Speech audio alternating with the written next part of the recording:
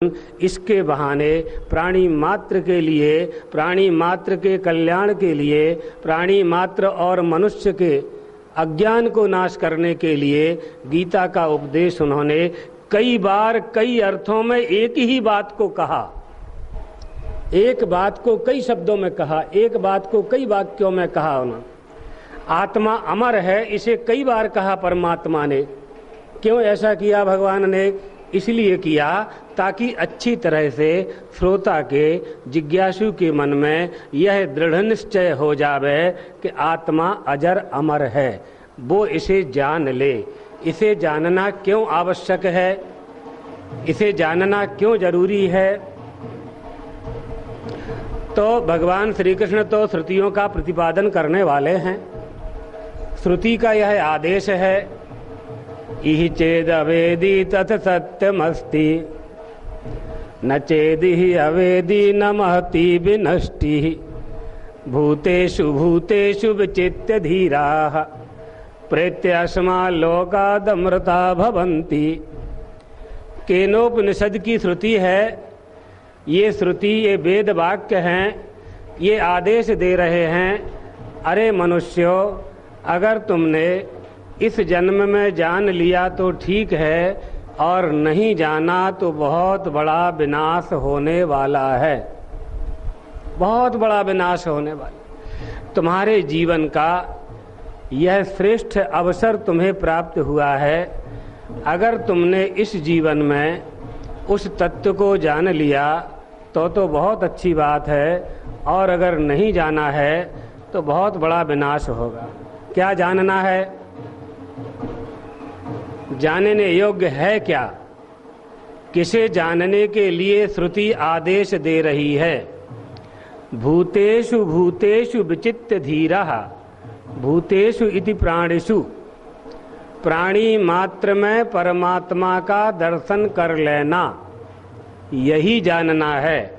जब प्राणी मात्र में परमात्मा का दर्शन कर लेंगे, प्राणी मात्र में आत्मा का दर्शन कर लेंगे, तो फिर ना तो किसी से बैर होगा, ना किसी से प्रेम होगा, ना किसी से राग होगा, ना मोह होगा, ना क्रोध होगा, ना लोभ होगा, कुछ होगा ही नहीं। दया धर्म जब हम में आ जाएगा, भूतेषु भूतेषु विचित्य धीरा प्रेत्य अस्मा लोकादमृता भवन्ति, इस तत्व को जान करके लोग अमर हो जाते हैं। अर्थात फिर उन्हें मरने की आवश्यकता नहीं होती है। मर करके कोई अमर होता है ऐसी बात नहीं है, मर करके कोई स्वर्ग जाता है ऐसी बात भी नहीं है। जिस दिन तुम्हारे मन में अच्छा काम करने की इच्छा पैदा हो जाए, उसी दिन समझ लेना हम आज स्वर्ग में बैठे हैं। जिस दिन तुम्हारे मन में गलत काम करने की इच्छा पैदा हो जाए, हिंसा करने की इच्छा पैदा हो जाए, मांस मदिरा का भक्षण करने की इच्छा पैदा हो जाए, उस दिन समझ लेना कि आज हम नरक में हैं। सब यही है, सब यही है। शास्त्र का आदेश है, स्मृति का आदेश है कि नरक जाएगा और स्वर्ग जाएगा, बिल्कुल जाएगा। उस आदेश का उल्लंघन हो नहीं सकता है। लेकिन अगर हम विचार कर लें, तो चिंतन कर लें अच्छी तरह से, तो हम अपने देह को, हम अपने मकान को, हम अपने स्थान को यहीं स्वर्ग और नरक बना सकते हैं। हमारा जो देही है वो तो मरने वाला है नहीं। गीता का भी यही आदेश है, देही नित्यमवध्योयम, उसका वध तो होगा नहीं, वो कभी मरेगा नहीं, और किसी के मारने से भी नहीं मरेगा। तो हम इसी स्थान को स्वर्ग क्यों ना बना लें? अगर आत्मबोध नहीं होता है, आत्म तत्व करने की, आत्म तत्व हमको प्राप्त नहीं हो पा रहा है, सद्गुरु की प्राप्ति नहीं हो रही है, हमारी जिज्ञासा शांत नहीं हो रही है, तो कम से कम हम सत्कर्म तो कर ही सकते हैं, अच्छे अच्छे काम तो इस देह से कर ही सकते हैं। अगर वह भी नहीं किया तो देह प्राप्त करने का क्या प्रयोजन है?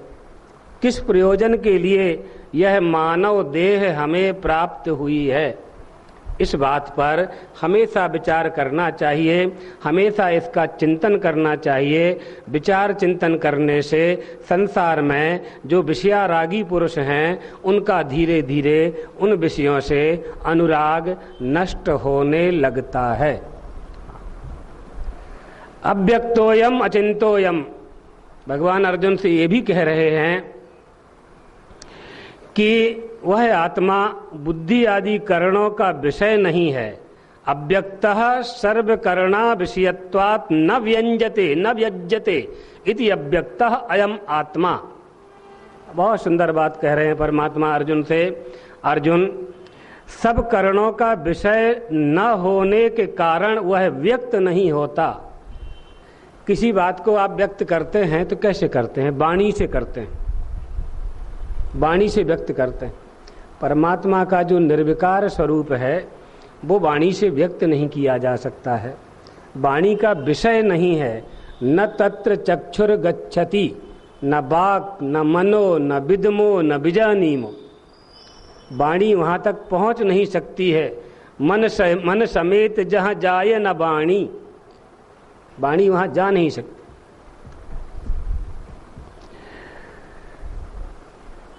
तो उस अखंड बोध को सोहमस्म इति वृत्ति अखंडा और दीप शिखा सोई परम प्रचंडा। सोहमस्मि, सोहम सोहम सोहम सोहम, ये जो वृत्ति है ये अखंडाकार वृत्ति है। अखंडाकार वृत्ति हमें बनानी है। इंद्रियां क्या करती हैं? हमारी जो इंद्रियां हैं, आँख नाक कान, जिनसे हम संसार का व्यवहार विषयों का भोग करते हैं, ये इंद्रियां खंड खंड का ज्ञान कराती हैं और वो परमात्मा अखंड है।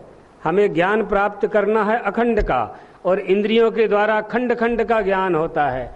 आँख केवल रूप का ही ज्ञान कराएगी बस, कान केवल शब्द का ही ज्ञान कराएंगे बस, त्वचा केवल स्पर्श का ही ज्ञान कराएगी।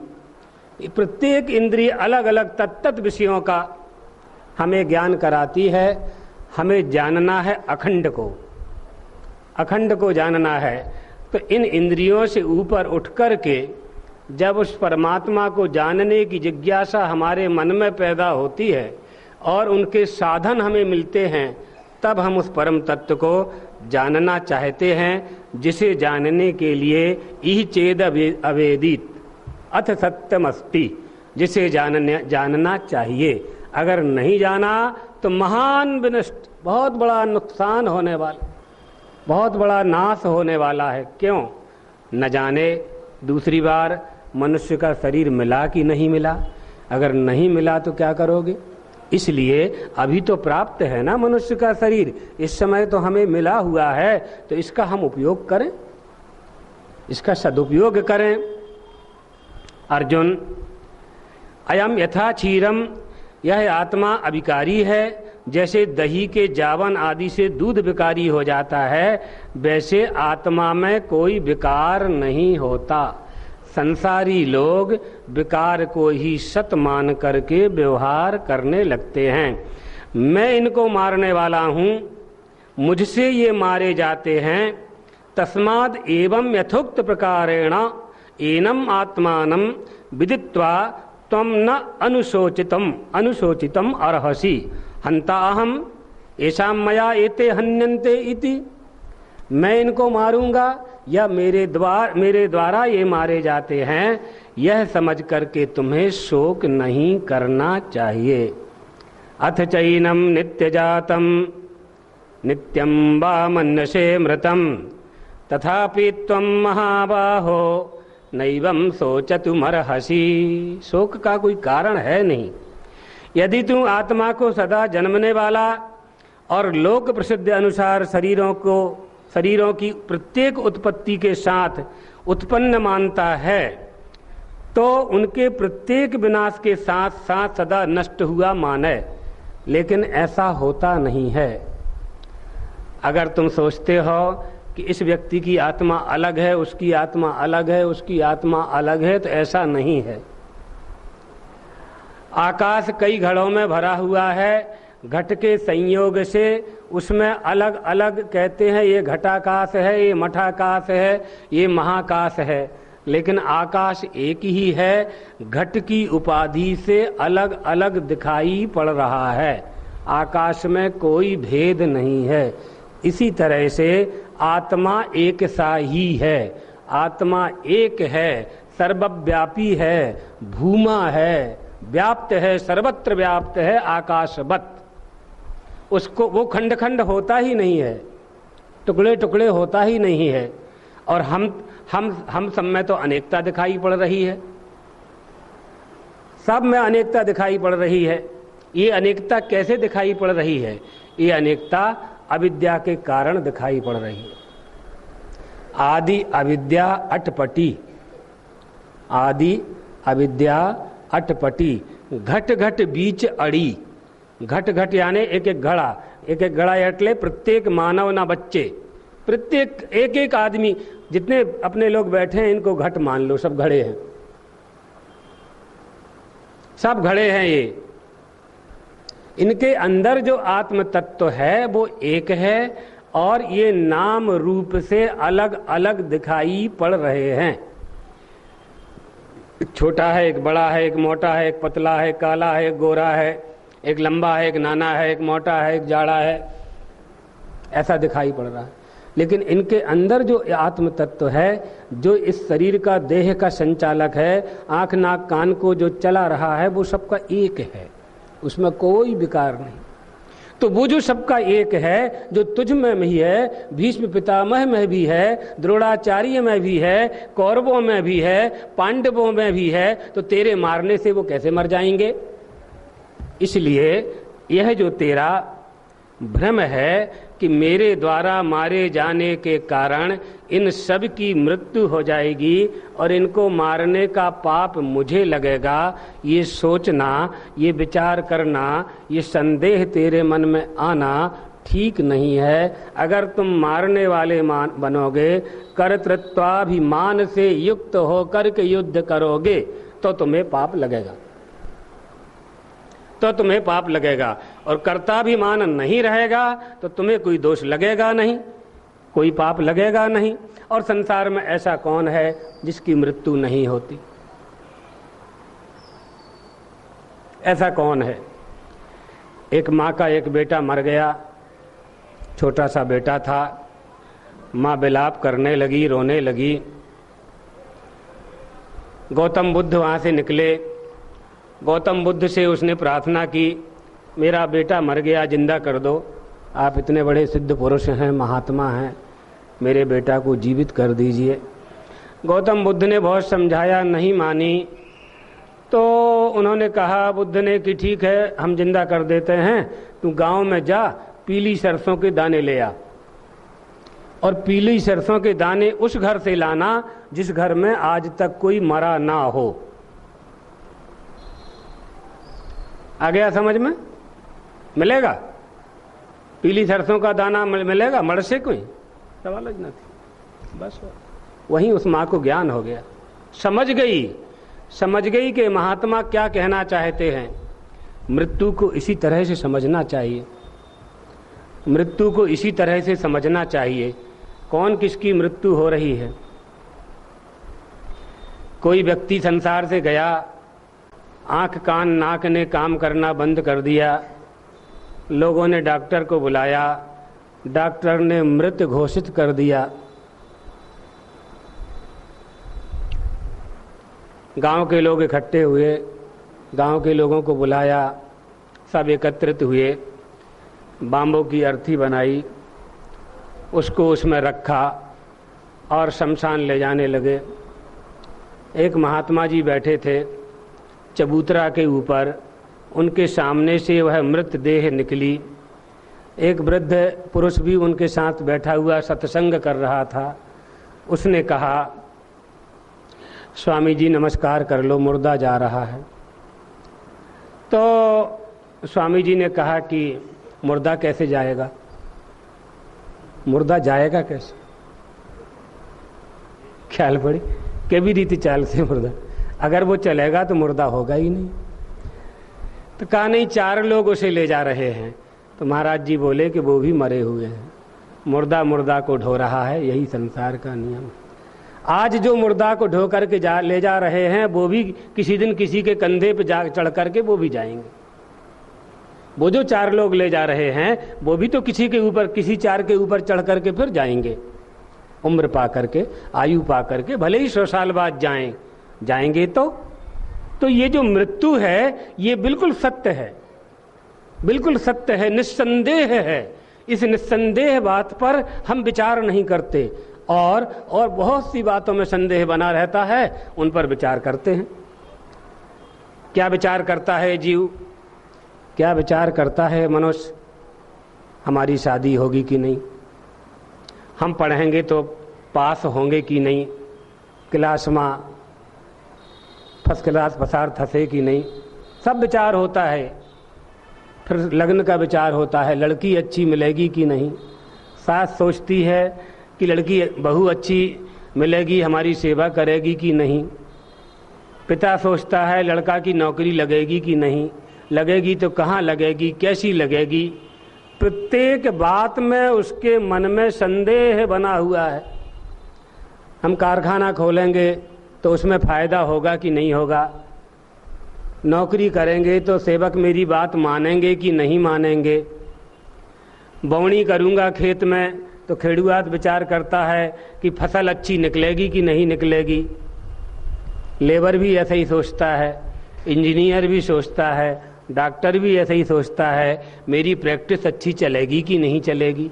सब में संदेह बना हुआ है इस मनुष्य को, और जो निस्संदेह वस्तु है उस पर कभी विचार नहीं करता। ये निस्संदेह वस्तु क्या है?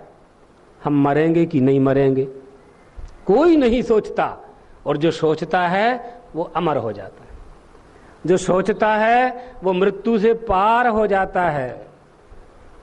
फिर उसको मृत्यु का भय नहीं होता, फिर उसको अभिनिवेश नहीं होता, मृत्यु के बारे में वो निर्भय हो जाता है, जान लेता है। बिल्कुल बिल्कुल कोई रोक नहीं सकता इस परम सत्य को। मृत्युर्विभेष किम मूढ़ भीतम मुंचति किम यमः अजातम नैव गृह्णाति कुरु यत्न मजन्मनि। अरे मूढ़ मनुष्यो, मृत्यु से क्यों भयभीत होते हो? तुम्हारे भयभीत होने से यमराज तुम्हें छोड़ने वाला नहीं है, बिना मारे छोड़ने वाला नहीं है यमराज तुम्हें। इसलिए तुमने ये मनुष्य का शरीर प्राप्त किया है। अजन्मनि, ऐसा प्रयत्न कर लो, ऐसा पुरुषार्थ कर लो, ऐसे सत्कर्म कर लो कि दूसरी बार जन्म ना लेना पड़े। यही तुम्हारी अमरता है।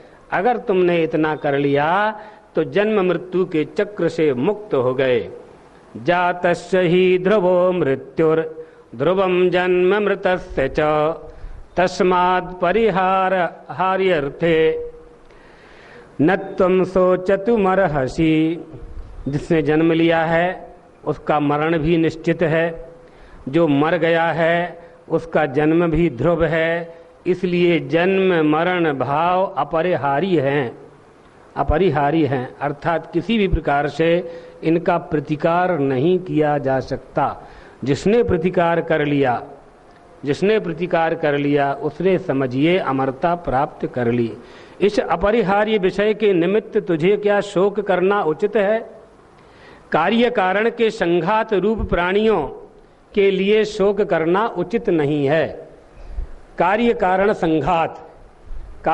संघात के रूप में, अर्थात कार्य कारण संघात से ये जो मनुष्य का शरीर बना है, अर्थात पंच तत्वों से ये जो शरीर बना है, कई तत्वों से मिलकर के ये जो शरीर बना है, ये मरने वाला है, रहने वाला बिल्कुल नहीं है। अव्यक्तादीनि भूतानि, अव्यक्त यानी न दिखाई देना, जो उपलब्ध नहीं हो रहा है, दिखाई नहीं पड़ रहा है। समस्त भूत अव्यक्तादि हैं, अर्थात जन्म के पहले सब अदृश्य थे। कहाँ पता है कि मरने जन्म के पहले जहाँ हमारा जन्म होने वाला है वो कौन सा घर है, झोपड़ी है कि मकान है कि महल है, कौन सी माँ है हमारे, कौन से पिताजी हैं हमारे, कहाँ ख्याल है अपने? मालूम ही नहीं है, सब कुछ अव्यक्त है बिल्कुल। उत्पन्न होकर मरण से पहले बीच में व्यक्त है। व्यक्त क्या है? यहाँ दृश्य है, संसार दिखाई पड़ा, ये मेरे पिताजी हैं, ये हमारी माताजी हैं, ये हमारे गुरुजी हैं, ये हमारा मकान है, ये हमारी दुकान है, ये सब व्यक्त हो रहा है उसे। तो अव्यक्त निधन है, पुनः अव्यक्त निधन है, और अदृश्य होना ही जिनका निधन यानी मरण है, उसको अव्यक्त निधन कहते हैं। उत्पन्न